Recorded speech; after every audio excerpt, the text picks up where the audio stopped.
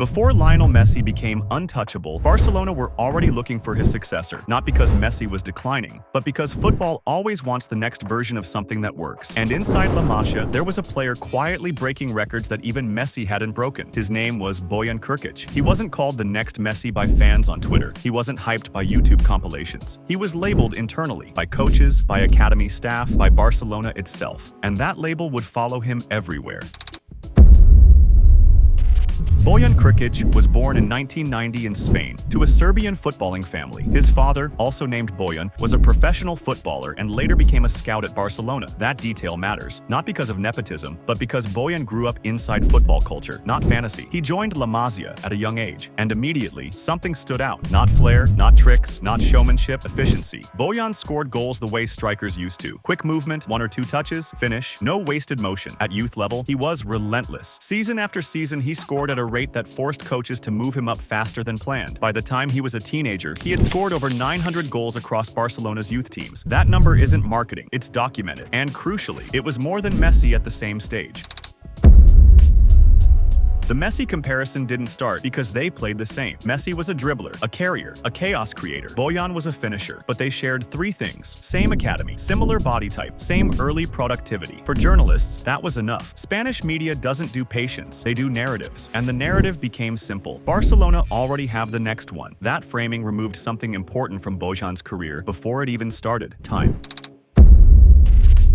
In 2007, Bojan made his Barcelona first-team debut at 17. Not in a friendly, not in a meaningless match. Real games, real expectations. He scored early. He broke records. Youngest goal scorer for Barcelona. Youngest scorer in the Champions League at the time. Frank Rijkaard trusted him. Pep Guardiola kept him. That matters. This wasn't a manager problem. Bojan wasn't rejected. He was included. But inclusion at Barcelona isn't comfort. It's exposure. He trained every day with Messi, Xavi, Iniesta, Eto'o, Henry. And when you train next to players like that, you don't get praised for being good. You get compared for not being great yet.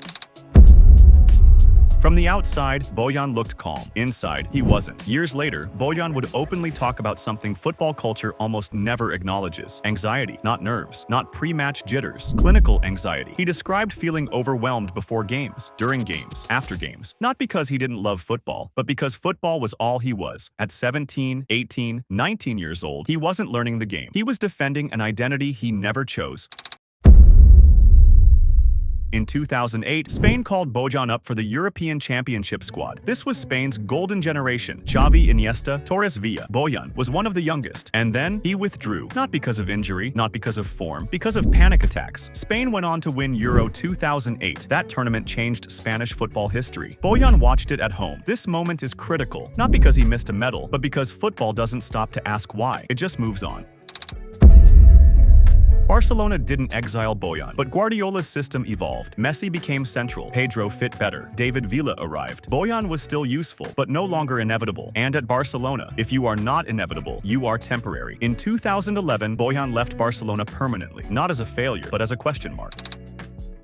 Roma, AC Milan, Ajax, Stoke City. Different clubs, different leagues, same underlying issue. Bojan never settled. At Roma, expectations followed him. At Milan, minutes disappeared. At Ajax, form came and went. Each move reset the narrative, but not the pressure. He wasn't allowed to just be a good player. He was always former Barcelona wonder kid, once called the next Messi. Still hasn't lived up to it. That label never expired. Stoke City was the harshest contrast. No possession dominance, no protection, no patience. Premier League football didn't care about your academy past. Bojan showed flashes, then injuries came, confidence dipped, and football once again moved on. By his mid-20s, clubs didn't see a prodigy, they saw risk. This is important. Bojan didn't fail because he lacked talent. He was lazy. He wasted his career. He failed to become what others decided he should be.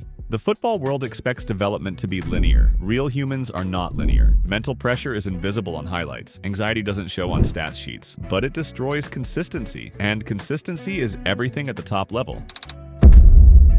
Bojan never disappeared. He kept playing professionally, he stayed in football. Later, he even returned to Barcelona in a non-playing role, working with youth development. That matters. Barcelona didn't erase him. They understood him later than they should have.